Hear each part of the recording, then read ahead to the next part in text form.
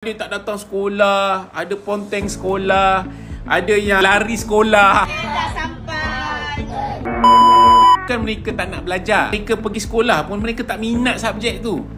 Sebab tu bila mereka tak minat tuan-puan, mereka tak boleh nak pergi dengan topik tu. Exam ke trial ke, mereka punya keputusan tu tak cemerlang. Adik-adik kita ni berada di tempat yang tepat. Kalau dia minat akademik, letak dia berada tempat akademik. Sebab tu tuan-puan, adik-adik kita yang cemerlang result SPM-nya, itu adalah mereka yang minat dalam bidang akademik. Mereka beranggapan bila kalau aku pergi SPM, final exam SPM, aku tahu dah keputusan aku. So buat apa aku ambil SPM? Efek ni tuan-puan adalah satu perkara berkaitan dengan kemahiran. Bila dia minat kemahiran, dia berada di tempat yang banyak perkara yang dia tak minat, terutamanya dalam bidang akademik dan sebagainya tuan-tuan, menyebabkan dia punya keputusan tak berapa nak. Tetapi tuan-puan, bila dia berada di tempat yang tepat, tempat yang betul, dia boleh bersinar dan boleh pergi jauh dengan tempat yang betul. Mereka belajar kemahiran dan mereka bekerja di bidang yang mana mereka mahir.